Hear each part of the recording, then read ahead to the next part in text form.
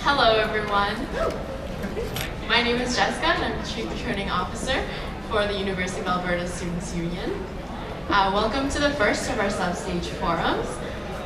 The races that will be contested for today's forum are President, Vice President, Student Life, Board of Governors Representative. Tomorrow at noon we'll be having the second SUBStage forum, and the races contested will be the Vice President Operations and Finance race, Vice President External, Vice President Academic, and the Gateway Plebiscite Yes side. Thank you so much for coming, and I hope you're enjoying your lunch so far. The format of the forum for today will be, first each candidate will get a 2-minute speaking turn, followed by an opportunity to ask their opponents a question, which will be 30 seconds long, followed by a response, which will be 1 minute long, and then followed by a rebuttal, which will also be 1 minute long. So after the debate is over between the candidates, there'll be an opportunity to answer questions from the audience with 1 minute responses. So first up, we have the presidential race, and there are 3 candidates for president this year. First up, we'll have Cody Bondarchuk do his 2-minute speaking turn.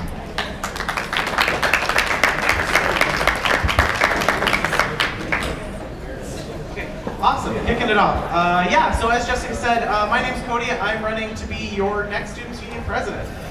This year I've had the pleasure of serving as the VP Operations and Finance. Previous to that, I worked as the Safe Walk Director. I do think I have the leadership and experience needed to steer this ship. So a lot of the things that I want to talk about, a lot of different goals, I have broken them down into kind of buzzwordy platforms. I promise there's a lot more substantial things in them. So the first thing definitely talking about is student voice. I think students being able to shape their own experience is so important. We get called the leaders of tomorrow a lot. I don't really buy that. It's kind of patronizing. I think we're leading right now. A lot of the great things that student groups, faculty associations are doing is making student life better, and it's in the hands of students. Only students should be able to speak for students, and I definitely would do things to support student groups, faculty associations, residents associations, and provide for a better demographic representation on campus. Looking to a tuition strategy, we have a new government. We're able to ask for something a little more radical, and we're able to ask for a fair tuition price. Something that's matched to the actual cost of educating a student. So it's not about education as a good to be sold, it's about education as a resource. And finally, looking to campus equity, looking to make sure that every student feels comfortable on campus. This is our home for 4 or more years, and it's a chance where students don't just feel tolerated if they're if we have like women, trans, non-binary people, people of color. This isn't a place where they can just be tolerated, but somewhere where diversity can be celebrated and where the university can show that they have a lot of room to grow on a lot of these different things. So for my full platform breakdown, you can always go to votecody.com, check it out, check out Facebook, Twitter, all of that. If you have any other questions, want me to expand on anything, please come up and ask me questions at the end. Thank you.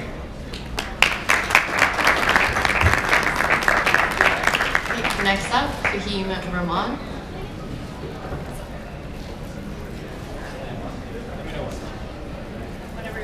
Okay.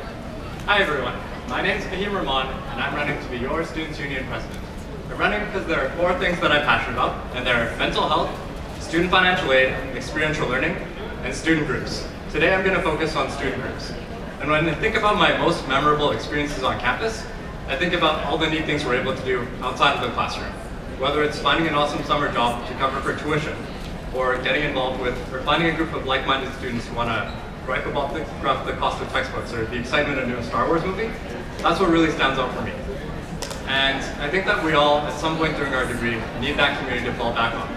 Whether midterms are preventing us from getting 4.0s, or we have to settle for our second or third, as opposed to first choice for a summer job, our friends are the people who help us get through the burdens and challenges that life throws at us. Student groups are one of the best ways to build this community because they bring together people with like-minded interests. Lately though, student group autonomy has not been respected by the university. We've seen the cancellation of Engineering Steer Week, and we've also seen edits be forced onto student group constitutions without any consultation.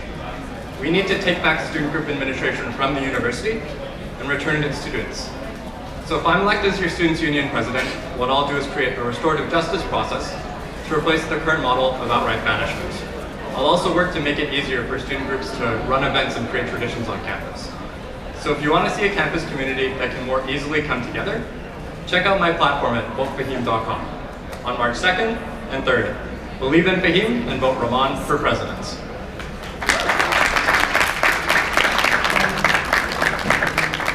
And the last candidate for president is Dylan Hanwell.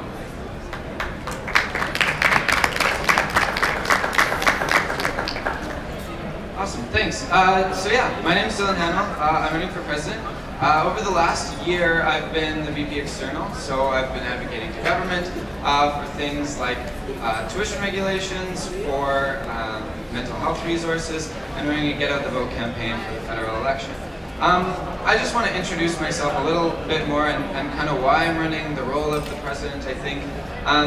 And right off the bat, I think when you're looking at a president, when you're looking at the role of what a president should be, more than anything, you're looking for a face of an organization, you're looking for an advocate of an organization, and essentially the ambassador of an organization. And I'd argue that all three of us are good at that and would be competent at it, but I think the skills that I have developed over the last year will help me do that, and I'd say the person that I am will also help me accomplish those goals. Three goals that I have in my platform this year. The first is the bread and butter issue of affordability. The Students' Union has always talked about affordability and should continue to talk about affordability. Under that is the UPass. The UPass needs to stay affordable. It's not necessarily that we're never going to we'll think that the UPass should go up in price, but it has to be a priority for us. We have to make sure that a mandatory fee that we charge students gives them value. Value for their money. The next thing is talking about residences. Residences is should not only be a priority for the Students' Union, but is currently a priority for the president of the university. And we need to make sure that the rights of residents are protected and that residents associations are given the ability to collect fees and stay relevant to their students. The final thing is to improve the capacity and build the capacity of the Students' Union. That means make businesses better, make them more relevant, and increase front-end service for our SU businesses. So, those are a few of my platform points. Again, my name is Dylan Hanwell. I'm running for president. Thank you very much.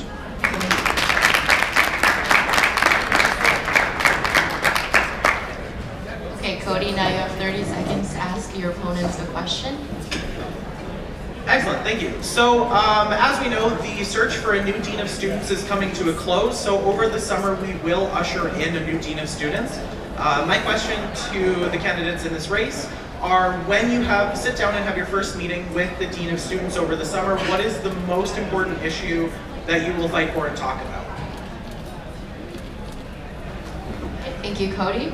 So Fahim will be first to answer, followed by Dylan, and you have 1 minute to respond. Thank you for the question, Cody. I actually alluded to what I would focus on if I was in my first meeting with the new Dean of Students. That would be making sure that student groups have autonomy and can create traditions for our campus and run fantastic events that build community. Student groups are one of the best ways to build that community because they bring together students with common interests. And I just tell the Dean of Students, if you want to increase student mental health, if you want to make sure that students have a community they can fall back on, enable student groups to create that capacity and make sure that you respect them and enable them to create community. Thank you.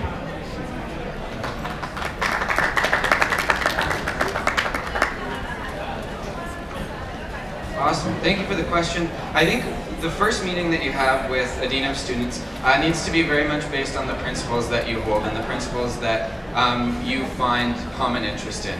I think the principle that underlines one of my platform points is the idea that students build student community. If you want to build community, if you want to build culture, if you want to build tradition, nobody builds that but students, and it's built from the ground up and not from the top down. So I think once we find common ground between the Dean of Students and say, look, it's students that build community, and they need to be given the space within rules and physical space and monetary space to build community, then it creates a lot more opportunities with student groups, with residents associations, and with student group policies in general. So agree on principles first, that students build student community.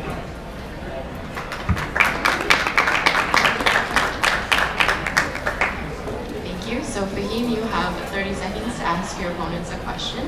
Oh, sorry. Cody gets a 1 minute rebuttal first. Thank you. Yeah, so with the Dean of Students coming in, the most important thing to do absolutely is to set those priorities, like a lot of what the other two were talking about, and really specifically focusing in on values. I think that with student experience, a lot of the frontline staff that I've worked with this year, I've never met someone that works for the university on the ground that I didn't like and respect. I think that there are a lot of good people working for the university. Where we find that disconnect and where conflict comes up is because of, generally, it gets very political. Leadership at the top gets very much about what looks good, what is good. So I really want to focus on the value of those frontline staff and making sure that, above all, we're offering a lot of different things, like they've spoken about before, with residents associations, with student groups, and really coming to an agreement that we're all here for students at the end of the day.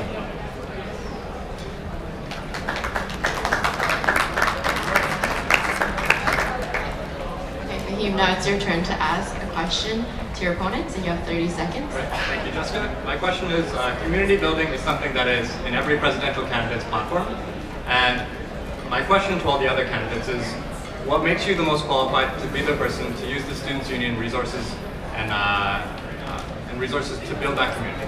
What have you done already over the past 1 year, or how many years it is, to build community on campus? Okay, Dylan, you will be first to respond, and you have 1 minute. Great question for him.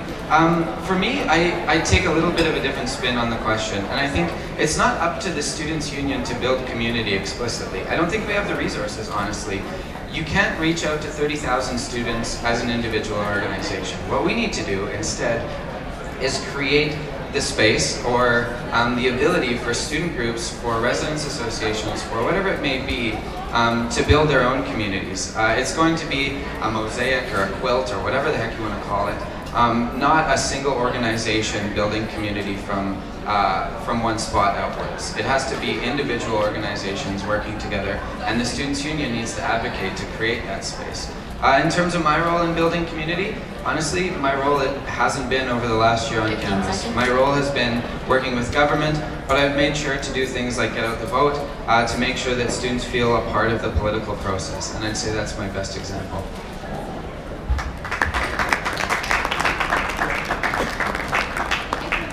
Cody, you have 1 minute to respond. Thanks for the question. So a lot of the experience that I've had has been in the student services, working with students kind of on the ground, like I've said before, and I think that Dylan is partially correct, that it's not a top-down approach. It's not the point of a students' union to force change and create a culture change. I think it does come from the students, and the best way to do that is to lend our voice to the entire representation of students. If you look at the candidates running this year, the candidates historically in the Students' Union, it's very much one type of person, and we come from a lot of privilege. And while different people have different levels of privilege, different struggles, there is a key demographic that we're missing. So instead of saying that I'll get more women in this position or that position, what it's about is actually giving that voice to people that don't have it. There's a lot of different student experiences we never hear from, and it's important to give up some of our privilege and ask those students directly for what they want and create it themselves. Thank you. Okay, Fahim, you have 1 minute for a rebuttal. Thanks. So I agree with what the other two candidates said, but I think the most important thing for your Students' Union is for it to come from the students. And it's important that your Students' Union isn't just someone who works for you, but it's someone who lives the campus experience.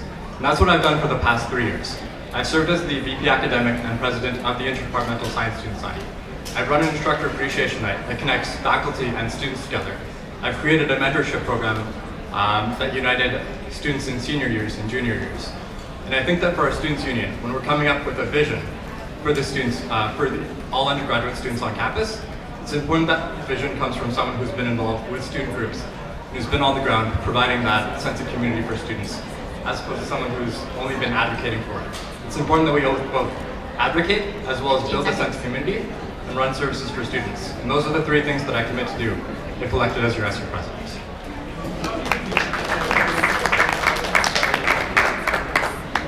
Thank you, Fahim. So Dylan, it's your turn. You have 30 seconds to ask your opponents a question. So both of the candidates have tuition in their platform, which I think is awesome, with the upcoming tuition review and maybe a new model of tuition. My question is, what is your number? What do you believe tuition should currently be at? And what's kind of the optimal framework right now? Thank you, Dylan. Fahim will be first to respond. You have 1 minute. Thanks for the question, Dylan. I actually will be honest with you, I don't have a number. Because I know for a lot of students, some people will say, I'd love it if tuition costs $1,000 per year. And some people will say, 1,000 is not okay with me, but I'm also fine with 3,000. And I think it will be very tough to come up with consensus for that. But I also think that just across the board, decrease of tuition is, to be honest, a regressive policy. It brings things back equally for everybody. But I think that there are a lot of groups who aren't equally represented on campus. And so when I'm advocating for a new framework for students, I'll actually be advocating for increased student financial aid so that people from low socioeconomic backgrounds can have the support to succeed and complete their university degrees, while also advocating for into scholarships so that more students who do hard work, both inside of the classroom and outside of the classroom, can be recognized and rewarded for all the hard work that we do. So I'm not going to advocate for decrease in tuition, but instead increase financial support to help everybody else succeed. Thank you. Cody, you have 1 minute to respond.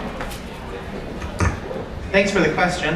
Yeah, so tuition is something that I definitely have very central in my platform. And I think in the past, with previous governments, we've kind of been forced to be okay with good enough and to say that, like, oh, just don't raise it. If we keep it the same, it'll be fine, that's great.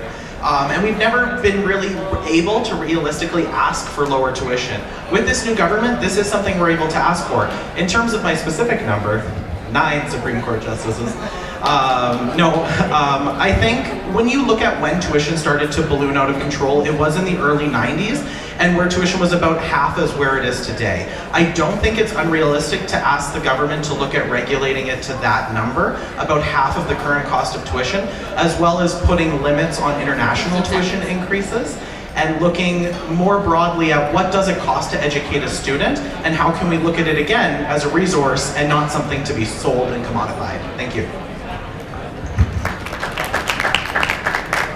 Dylan, you have 1 minute for a rebuttal. Great answers. I'm definitely on the side of the 1993. It was a great year. And the reason being is that tuition was started to become a lot more unregulated after 1993. If we went back to those times and went up by inflation every year, we're looking at about a 50% reduction in tuition. What I wanted to talk about though is when you come up here and you say, I think tuition should be cut in half. For most people, it's an incredibly radical thing.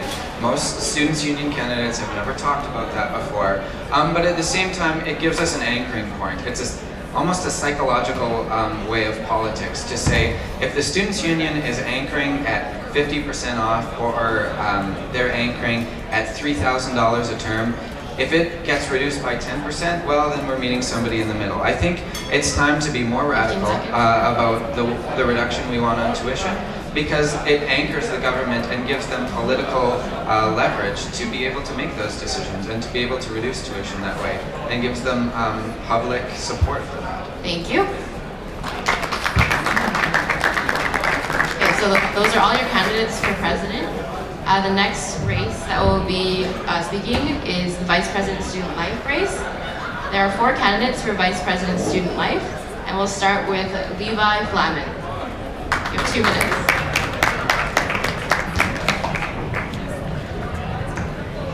Hello everyone. I'd like to start off by thanking each and every one of you for coming to listen to us speak, or at least putting up with us while you're sitting around having a bite to eat or studying. It's nice to see a lot of people here that are interested in student representation, student governments, and the daily going-ons of the Students' Union and the university, and that everybody here likes it as much as we do here. In the last year, one of my favorite parts of being on student council was the student oath that we took at the beginning of every year. It begins with, I am not here for me. And I believe that it goes without saying that everybody up here is not doing it for themselves. We're up here doing it for you. One of the years I chose to run this year is because the UPass is coming up for renewal in 2017. As a lower middle class as a person with a lower middle class upbringing, I realized the necessity of frugality, and I would prefer to keep the UPass affordable for all students by keeping it mandatory and buying into the group buy or the bulk discount way of thinking. We can keep it affordable as opposed to letting it be an opt-in solution and then having the price double or even triple. There's really no way of knowing where ETS would take us. In addition to that, I would like to see ETS and, by extension, St. Albert and Strathcona Transit adopt a smart card system which would allow us to do away with the UPass sticker program. By doing that, you wouldn't have to wait around 2 or 3 times a year in long lines to peel off a UPass sticker and get a new one put on. That's an hour that you could be put to better use, sleeping or studying or eating or whatever else that busy students do. The data used could be put to use by ETS to find out which lines are used more often and when, and can coordinate and tailor-make their routes for us. I do have a couple more platform points. If you'd like to know more, please stop by my website, lf4vpsl.com. Thank you.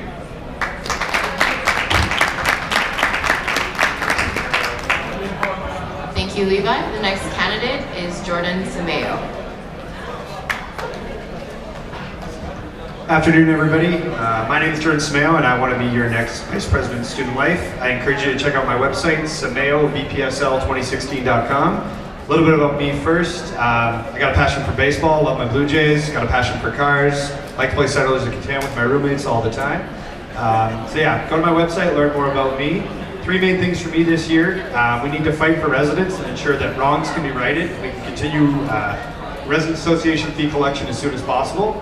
We also need to work to develop a campus consensus to amend the Residential Tenancies Act so that residents associations can advocate effectively for their students and residents have the same rights as tenants do across the province.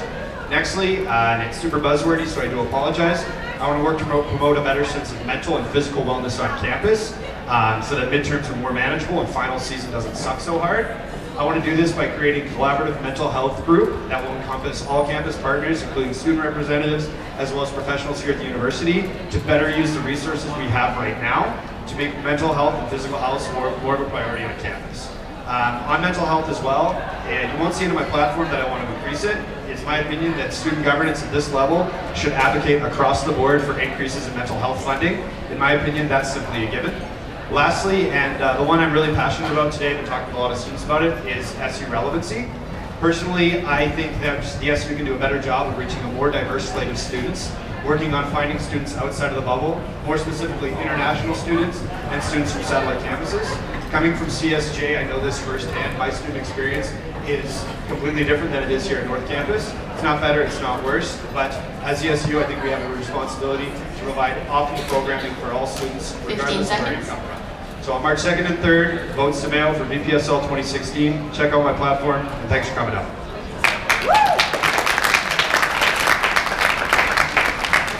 Thank you, Jordan. The next candidate for Vice President Student Life is Francesca L. Hossein.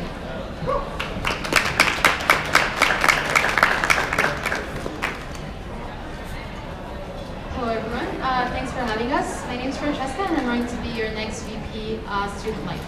I've had the pleasure for the past year of serving as Vice President Internal of the Student Association at Campus Saint-Jean, where I've had the chance to not only organize events, but also manage student groups and work with them to increase their access to funding by making the process of application more transparent. These are all things that are directly relevant to my portfolio at VP Student Life, considering that the 3 pillars of this position are, advocacy, services, and programming. So one thing that I would do if elected this year is make sure that students have more agency over how their student life is shaped. That would be one by ensuring that they have consistent student representation at all levels of governance, especially fighting for the viability of resident associations and making sure that they're strong and have the support they need to advocate for their constituents. 2, I want to increase the autonomy that the SU has over managing student groups and student group discipline. My second point is about strengthening mental health services and making them more accessible. That would be through creating one website that is a centralized website where students can access all the mental health services that are available in a much easier way. It would increase efficiency and decrease the waiting time for students. Also, I want to create a triage system for the different mental health services. I want to reach out to communities that don't typically ask for help. I want to identify the barriers that are preventing them from doing so. I also want to empower student groups by encouraging them to collaborate with the SU through a project that's called the Student Initiative Project. Please check it out on my website. Elect Francesca. Thank you, Francesca.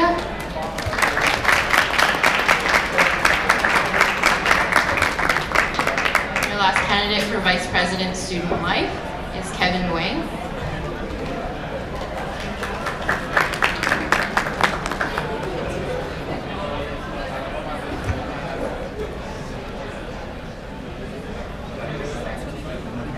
Hello everyone, my name is Kevin Wang and I want to be your next Vice President of Student Life. I have been an SU counselor for the past year and I've served on 3 subcommittees. I was the chair of nominating committee and I was also on finance and on the council administration committee. So I have lots of experience in dealing with the SU and I know exactly how the SU functions and how we can best achieve our progress.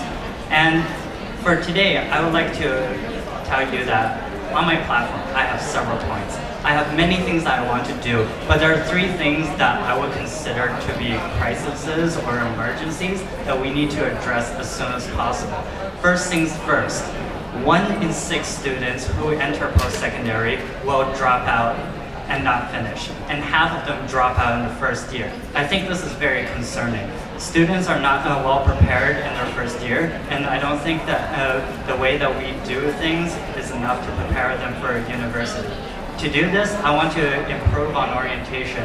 I want to include a handbook where they can refer back to information throughout the year, and I also want the OLs, who are already pretty close with their delegates, to continue on the long-term mentorship program. Secondly, mental health. Students are more stressed than ever, and the services are being cut this year if we don't get funding. The entire community social workers are going to be gone, and also we're going to lose satellite offices, so any progress with regards to mental health cannot continue unless we get funding. And the paradox is that we want people to access it more in addition to accessing it less. So what I want to do is I want people to access services less by having a Q&A system in which people can get their answers. But at the same time, I want people to access it more by having online counseling. Lastly but not least, thank you, Kevin.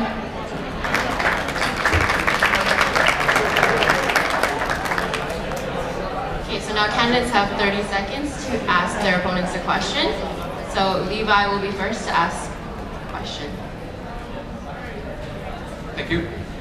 Now, it's been touched upon a few times already by some of the other candidates. Mental health is a huge issue, but it is very funding dependent. If that funding dries up, and what kind of backup plan do you have for tackling this issue? Okay, first to respond will be Jordan, followed by Francesca, followed by Kevin. Jordan, you have 1 minute.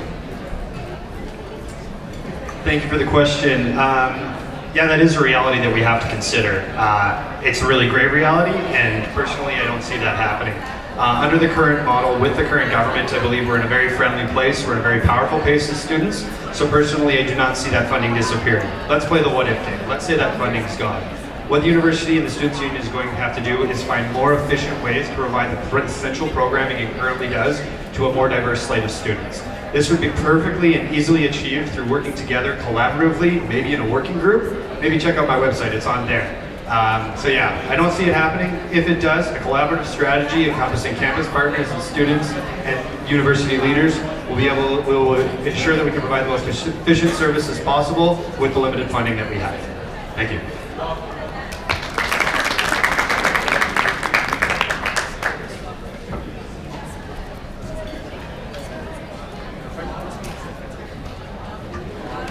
Thank you, Levi, for that question. That directly speaks actually to one of my points about mental health. So let's say funding disappears. What do we do to kind of redistribute the wealth that we already have?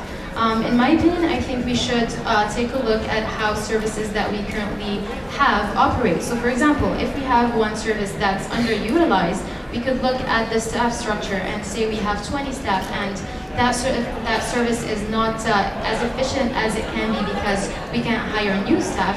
Why don't we retrain that staff to act as a triage staff? For example, if a student comes in, that staff will be able to redirect them to the right services, so all the services are actually maximized. Yeah, you can check out more on my website. It's the second point, second paragraph. Thank you.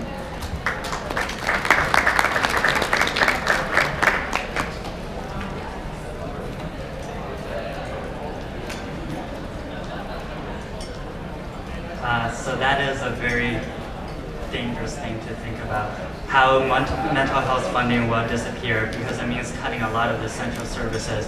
And I guess the solution to that would be what they're already doing, because they are overloaded, is that by referring them to other counseling services in terms of mental health.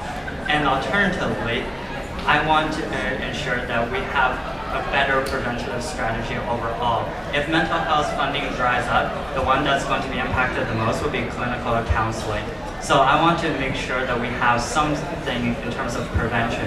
And what I want to do is I want to promote the community helpers program and have more open sessions so that individuals can help each other out as opposed to having to go to clinical counseling right off the bat.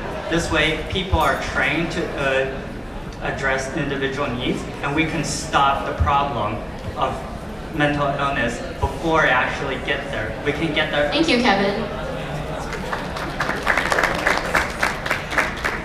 Jordan, now you have 30 seconds to ask your opponents a question. Oh, sorry. Levi, you have a minute for rebuttal. That last comment kind of alludes to where I was going with this. Whether we know it or not, everybody here has a support network. Whether you're from Edmonton originally and still living at home with your family, or you're an international student from overseas with nobody here.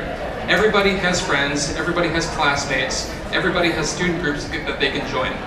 What I'd like to do is empower those student groups and empower each and every one of us to give everybody the tools and the knowledge to recognize triggers and warning signs, to lend a helping hand, and help them bring them to the services that hopefully will not evaporate when funding dries up. Thank you. Okay, Jordan, now you have 30 seconds to ask a question. Thank you very much. My question pertains to the relevancy and the value students find in their SU. One way I like to look at this is the fact that less than 30% of students vote in SU Executive Committee elections when the combined salary of SU executives is very high, approaching 30% of fees collected by the SU from students. So I'm going to ask my other candidates, what concrete strategies do you present and do you believe in to increase the relevancy of the SU and to increase the value students find in their student experience here at the U of M?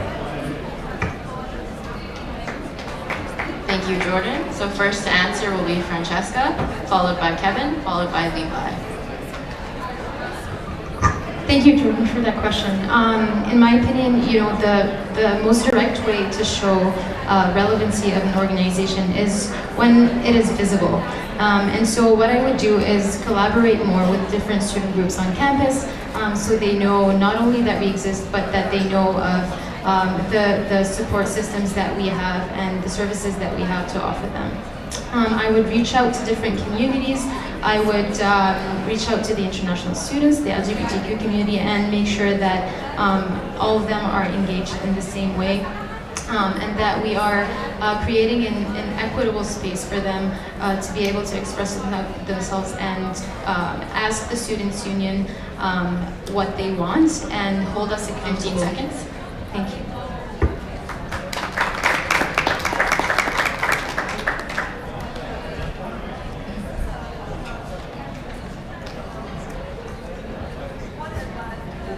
Thank you for that question, Jordan.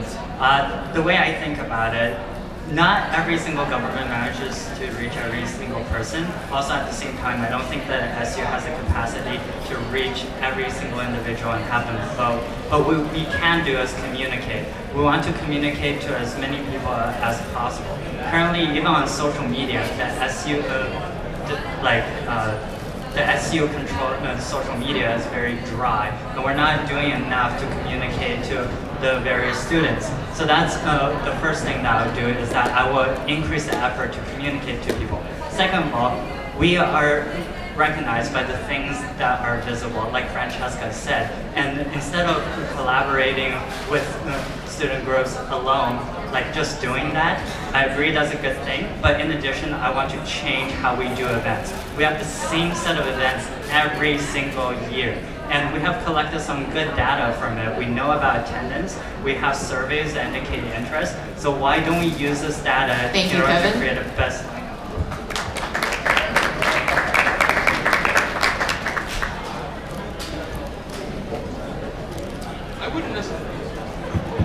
I wouldn't necessarily say that students don't find relevancy or value in the services that we provide. Everybody is in this building that we provide. Everybody takes advantage of the tenants that we house in our building, the SU services, student groups. Yes, voter turnout has been historically low in recent years, but I don't think that low voter turnout equates to students not finding value in us. Students will find value in us in various ways. We just have to find ways to get the word out and see what we can do to raise awareness of everything that we provide and hopefully get more people in the doors. Jordan, you have 1 minute for rebuttal. Thank you, Levi, for that answer. I agree with you 100%. It's not that students don't find value in the SU currently, but I believe that more students could find more value if we were to diversify a little bit. One thing that I didn't like in some of the candidates' answers was we were hearing buzzwords again. We were hearing we were hearing collaboration, communication, things like that. That's all well and good, but what the SU does really good is it's very good at appealing to a bubble of students, a group of students that participate in events. They go to antifreeze, the volunteer for orientation, that help out with different events. What I want to do is I want to use faculty associations, the networks that they have created, to appeal to a more diverse slate of students, including students at satellite campuses and students and international students. The bubble is great, and the bubble will always be there, and we should make every effort to make the bubble bigger, but I feel that there's simply students that aren't going to fit into that bubble. There's students that don't want to volunteer for orientation. There's students that don't want to go to a comedy night in sub. We need to tailor our efforts to increase the relevancy of our programming, the diversity of our programming and services, to appeal to a wider slate of students. Thank you.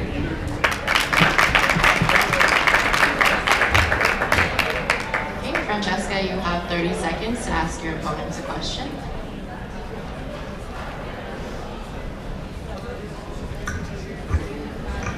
We've all kind of touched on wanting to increase participation or interaction with the Students' Union, but I asked my fellow candidates, what steps are you willing to take tangibly to increase the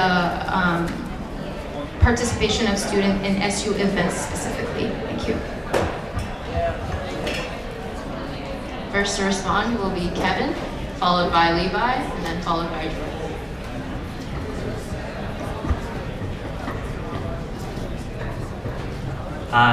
So how to increase the participation in SU events and how to increase participation with the SU in general is by communicating. I think we can do a lot more in terms of talking to students, even like the BPSLs themselves getting out of the office once in a while, just to sit down here in sub and have a conversation with people is enough. We don't really share what it is that we're doing, and we don't tell people what we're doing, so when things happen, people are rarely involved. That's what I would do. I would increase presence online, social media, and just go out to people. That's what I would do to increase participation and relevance.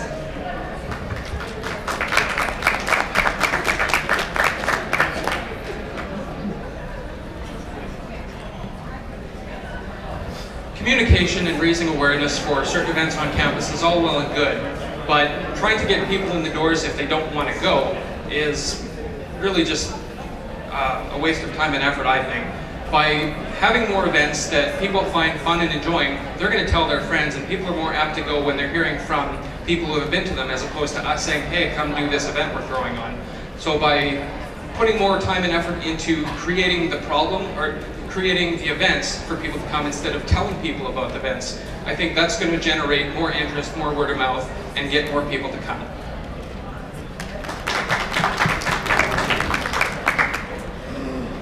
I really appreciate what Levi said about the importance of networking when it comes to events. I think that's really great. I'd go a little bit further and say that participation in events and programming will increase when perceived value amongst students increases. So personally, I had the opportunity to participate in Antifreeze this year. It was a lot of fun. I got to eat a soy sauce Slurpee and vinegar ice cubes. It was great, but like I said before, there's only a certain type of student that wants to do that. I don't think we should focus our efforts on increasing that bubble. Let's focus our programming on appealing to more diverse groups of students. Let's hold events that international students are consulted on and international students are a part of. Let's have events over at CSJ, because as a lot of you guys know, well, some of you guys know, if you've ever been to events at CSJ, we like to have fun and we like to go a little crazy. So let's increase participation in events by having more diverse events and increasing the value perceived by students in our events and programming. Thank you.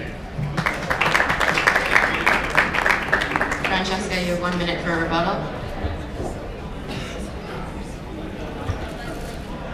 So, from my experience with my interaction with student groups and organizing events, I've noticed that participation is optimal when students have a sense of ownership over the project that they're undertaking. So I want to make sure that the ideas for the events that we're having come directly from the students.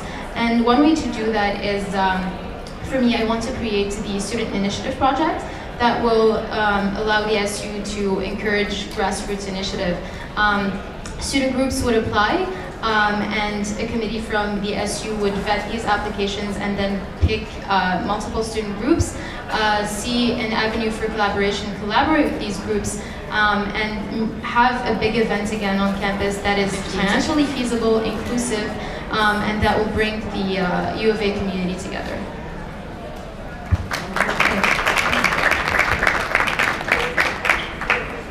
Thank you, Francesca. So Kevin, you have 30 seconds to ask your opponents a question.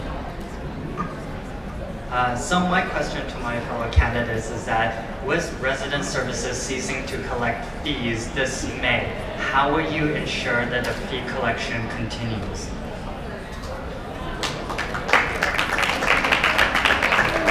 The first candidate to answer will be Levi, followed by Jordan, followed by Francesca.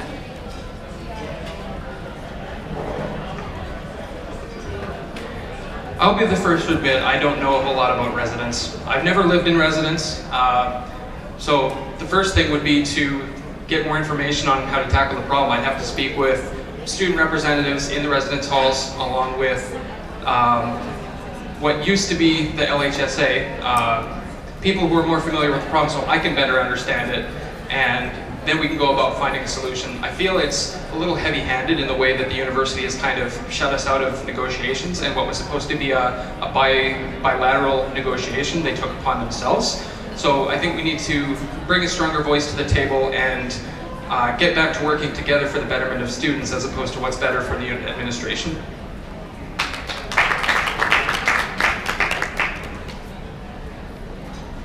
Thanks for the great question, Kevin. Personally, I'm very fortunate to have served as the president of the Resident Association over at Campus Saint-Jean in 13-14.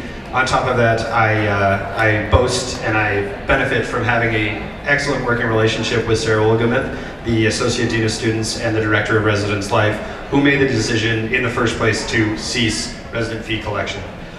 For me to stand up here and ensure that I can resume fee collection, unfortunately I can't do that. I will fight tooth and nail to get it done, but the university has set a policy. It's unlikely the university will roll over on that policy. So what our efforts have to be are finding another mechanism to collect fees to ensure that culture and resident associations can continue to exist. The most attractive option for me would be to use the resources of the registrar's office. They already collect tuition fees for the SU. It's one more fee, it's a little bit of paperwork. We can continue to have resident associations on campus. Thank you.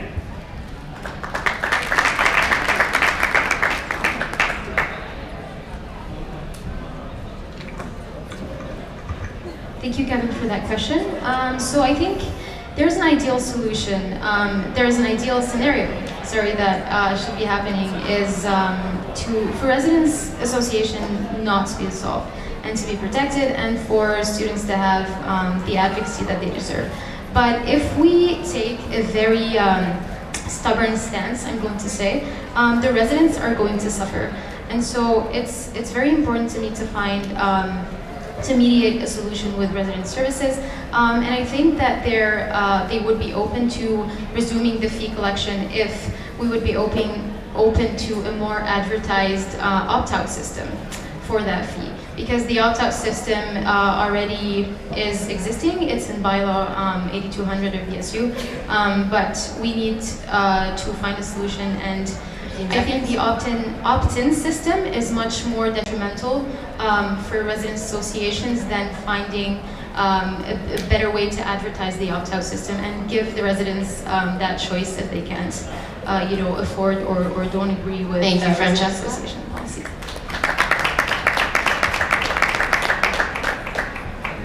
Kevin, you have 1 minute for a rebuttal.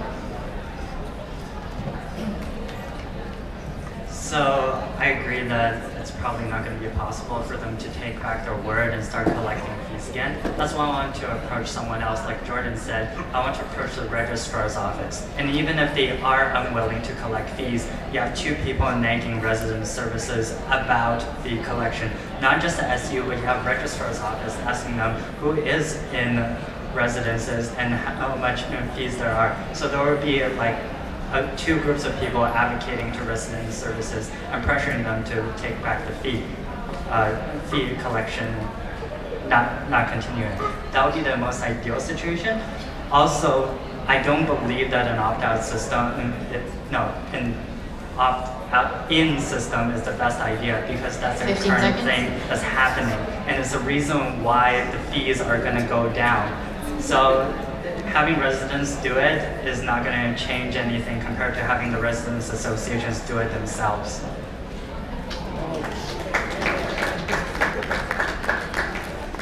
Those are your 4 candidates for Vice President Student Life. So moving on to the Board of Governors representative. We have 1 candidate this year. The other candidate has withdrawn from the race. So the 1 candidate is Colin Champagne, and he'll have 2 minutes, 2 minutes to introduce himself and his platform.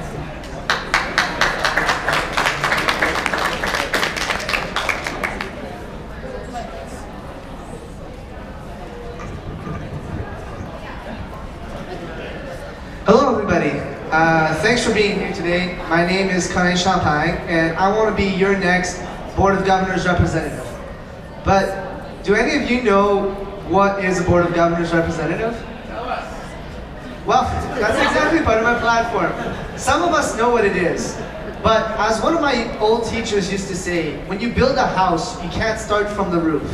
And right now it seems that's what we got, is a roof of representation. But what we're missing is the foundation, and the foundation is the students. And if the students are not aware of the board, of its representative, how can they be aware of everything that's important here? The board decides on important things like tuition and housing. I think that's very important things that students should be aware of. And as a representative, I would come and bring in that information. Please visit my campaign at votechampagne2016.com, and I await your questions. Thank you. Sorry, you actually have 1 more minute. Yeah, okay, that's what I thought. Thanks. All right, so just to go back to some of my other points, I also want to define the role of what a BOG rep does, because right now it is not defined. We should be able to expect certain things from our representative. That's why I want to work with council to kind of guide the role of the rep for future representatives so they can better focus their advocacy efforts. With that, I want to bring in better collaboration with student union executives, because with that definition, there are ideal portfolios in which the rep could work with, because I won't be representing just one faculty, I'll be representing all students, and we don't all have the same realities. I await your questions. Thank you very much for your time. Vote Champagne 2016 if you want to learn more about my platform. Thank you very much, guys.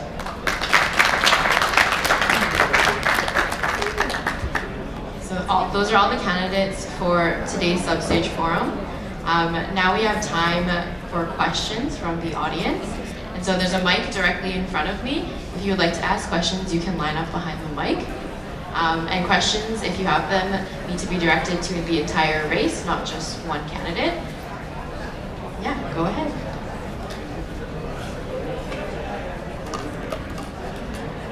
Hi. This is related to the question about what if mental health services got their fees cut. And I'm just curious about that. Sorry, is your question directed to the VPSL? I'm not sure who this would be directed to be honest with you. I don't know too much about the internals of how the student government works. But the question is that, well, to build to it, we pay fees for a lot of things around here, non-academic fees, right? For the gym, for this building, for you name it, we're paying a fee for it pretty much. Half of what we pay is fees, half of it's tuition. Is there a fee structure that goes to fund mental health services that we pay for? Forget about the grant funding, we can pay for it ourselves. And if there isn't one, would you be in favor of creating one? If there is one, would you be in favor of increasing the amount we pay to help our less fortunate students? Thank you. Thank you. Okay, so the VPSL candidates will answer that question. First to answer that question will be Kevin Wang. And you have 1 minute. Thank you for that question. To answer your question, we do have something like that. It's called the Mandatory Non-Instructional Fee, or MNIF for short. So we pay for a lot of good services, athletics, recs, mental health, the clinical counseling center. So all of these things are funded through that as a basis, but we got a grant to do more. And now for us to get a cut is kind of taking it back, and we'll be like slicing things in half. Like some things are gone entirely. So we need this fee, and yes, we can pay ourselves, but the problem is that you'll be paying more for it. If you're willing to pay more for it, that's perfectly fine. But there are many students who do not wish to pay that much for this fee.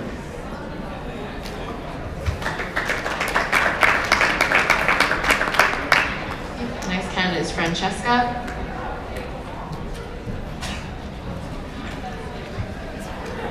Thank you for that question.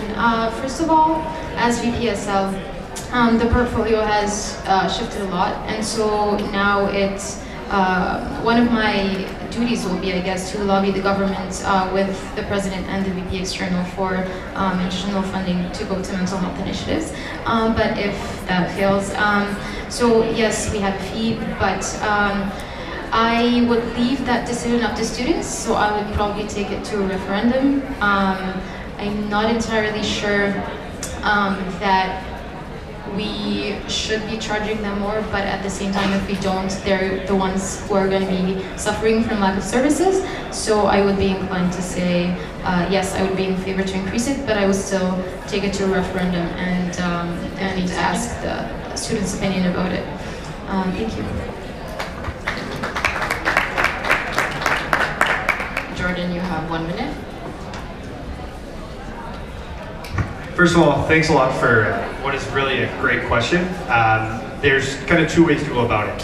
MNFs do go towards contributing to mental health services on campus, and one really great thing that happened this year, very recently, was our current executive was able to work with the university to set a standard and create a terms of reference. So now we'll know where that MNF is going specifically. In the past, it's just been a fee that we collect, and the university says it goes here, it goes there, it goes everywhere. Now we know exactly where that's going. And that's really good. So there is money going to mental health services there. However, in terms of another fee on top of that, I would be in favor of a fee if it's something that the student body finds tremendous value in. You know, across 30,000 students, $1 here or there isn't a lot of money, but for some students it is. If it finds value, great. I wouldn't do a referendum though, because if students say no, then we're pooched. You have to work to find value for students and then pass it. Yeah, that one. Find Thank you, value Jordan. for Levi, you have 1 minute to respond. What was your name, sir? I'm Brian. Brian, thank you for the question. I think it is a great idea. The SU currently does have a handful of dedicated fee units that we collect from students and disperse to many different institutions. The Gateway, which is up for renewal this year, PACRA, the Landing, among other things. So I would be in favor of putting this issue to Students' Council to get them to put it to a referendum in front of students.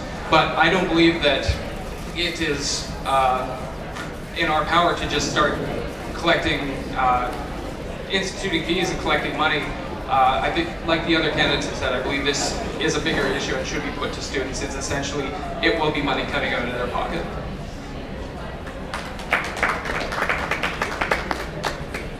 Thank you for the question. Are there any other questions from the audience?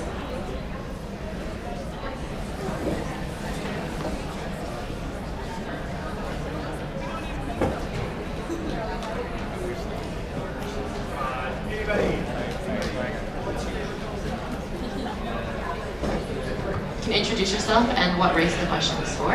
Okay, hi. So my name is Ben, and this question is for the Vice President Student Life race.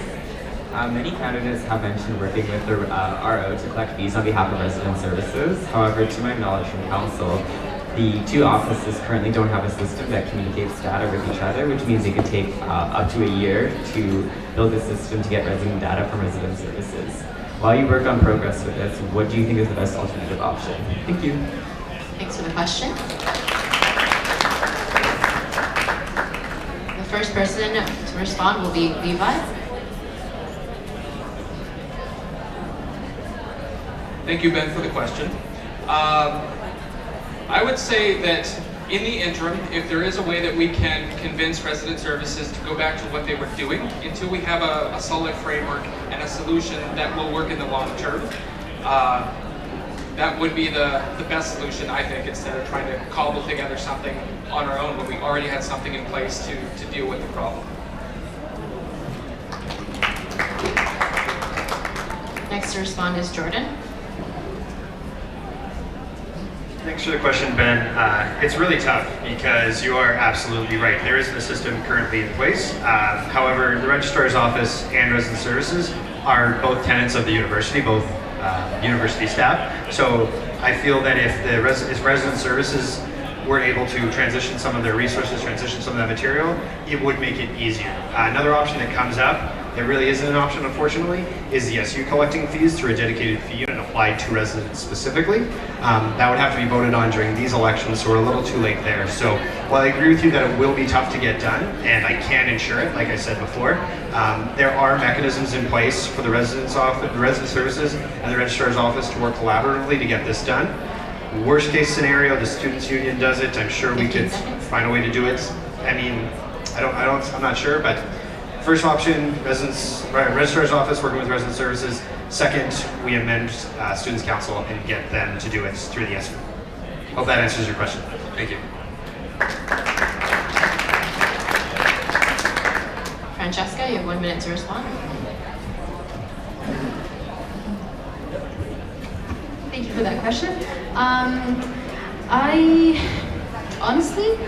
I think that if the choices that we have is waiting a year, I suggest we collect them manually.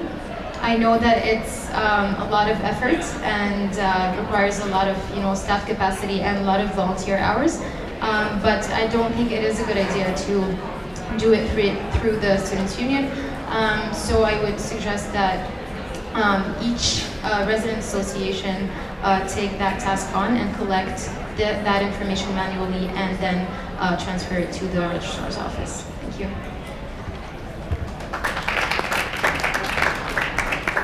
Kevin, you have 1 minute to respond.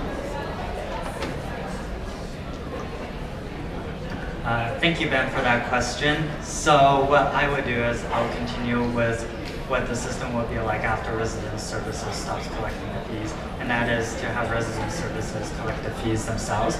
But in addition to that, the SU will help them to heavily promote it so that we can make up for as much of the difference as we can.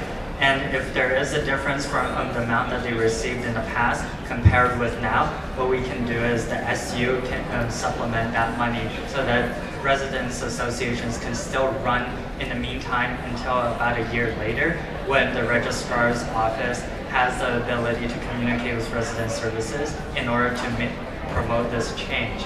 I don't necessarily agree with residents 15 going seconds. to collect information on themselves because there's issues with that because they're collecting their student number, their email, their personal information. I don't think that's a good thing for us students to do to other students because of liability and freedom Thank you, of Kevin. information.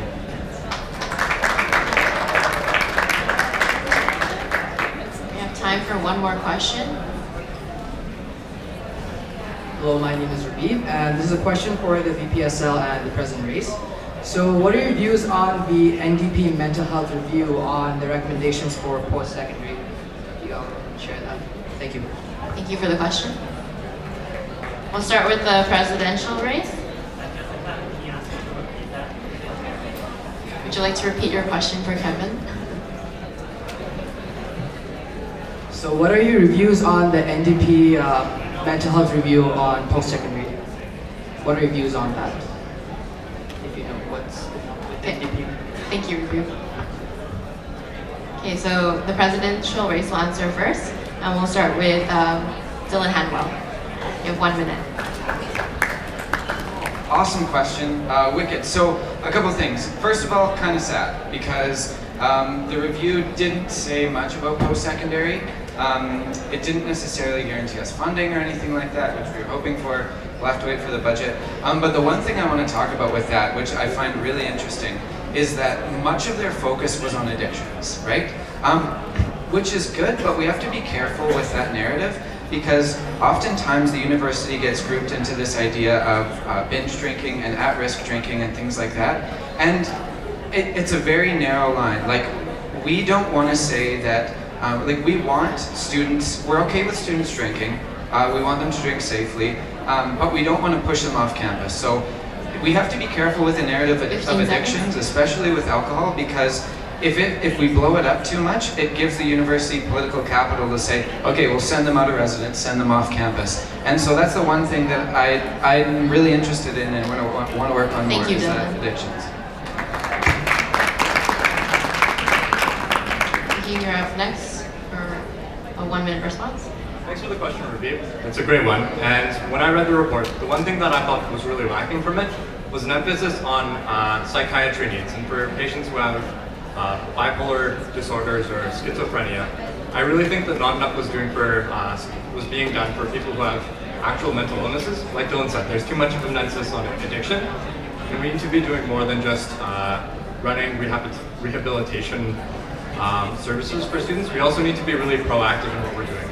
And I thought that a lot of the services and programs that were included in that report were reactive, and they waited until people hit the wall before they were getting services and programs out.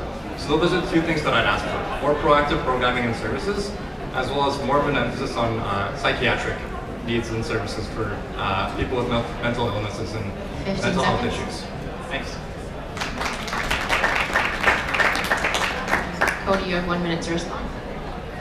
Thank you, and thanks for the question. Unfortunately, I haven't had time to read it in depth, but I have skimmed it, and something that I found that was in there, but not as focused as I thought it should be, and other people on the stage have talked to it earlier in other conversations, is looking at the range of severity. I know we've talked about triage and things like that before, and I think when we're looking at health, both physical and mental, is something that is lacking is like, what things can you catch, what things are biological and more chemical, what is severe and not.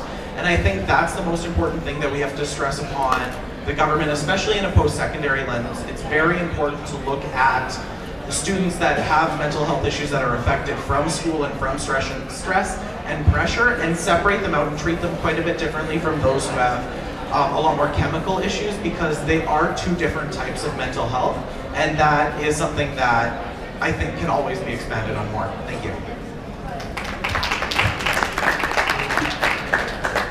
We'll have the VPSL candidates answer next, and we will start with Francesca.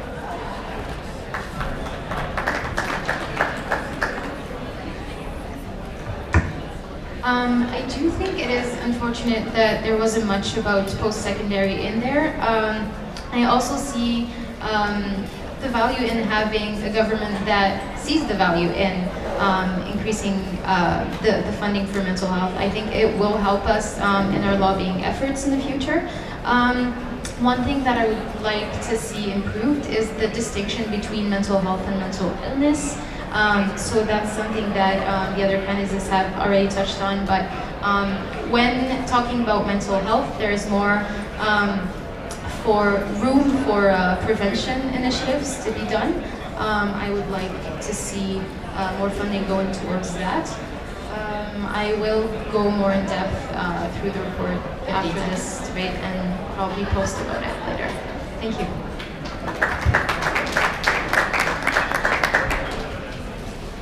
Jordan, you have 1 minute to respond. Thank you for the question. Truly a really great question for the president race, great question for the VPSL race. Probably the best question you could ask tomorrow when we have VP External up here. I haven't read the report in detail, been pretty busy. Unfortunately, that's not an excuse, not a valid excuse. But as far as the VPSL portfolio is concerned, as I understand it, I'm internal to the university. I can have a position on mental health funding and where it's coming from, and of course I'm in favor of that, as I alluded to earlier. But it's really my job to take the resources that we have and use them in the best way possible.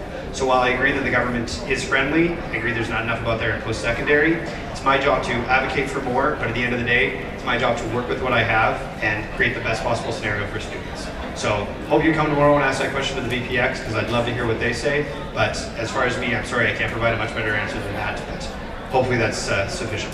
Thank you. Levi, you have 1 minute to respond. This is going to sound like a cop-out as well, but in addition to some of the other candidates, I have been busy, and due to the recent release of the report, I've only had time to skim it. The general consensus is it's not good news.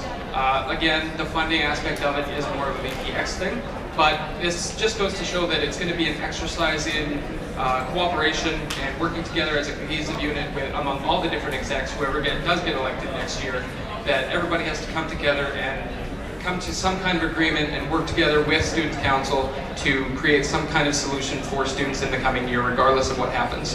Thank you. Kevin, you have 1 minute to respond.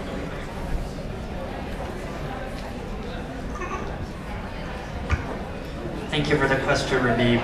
To be honest, I did not read the review at all, but I have seen news reports of it and I have seen people complain about it on social media. And one of the biggest complaints is that it is very narrow in terms of its scope and in terms of its understanding of mental health.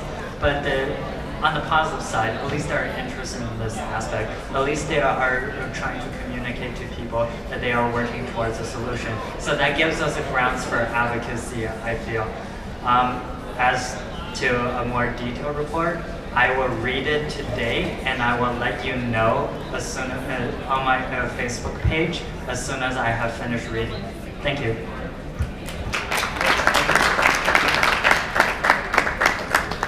Okay, so that wraps up our forum for today. Thank you for everyone for coming and enjoying your lunch with us. Don't forget to come out to the Meyer Horowitz Forum. It's the biggest election forum of the year, and it happens on Monday, February 29th at noon in the Meyer Horowitz Theater. So all classes will be canceled on Monday from 12 to 1, so you should be able to make it. And lastly, just don't forget to vote on March 2nd and 3rd. You will receive an email courtesy of the elections office on Wednesday of next week with information on how to vote. If you want to find out more about the candidates, you can check it out at suvotes.ca. There are candidates' bios with their website links and social media links. And yeah, thank you so much for coming and have a good rest of the day.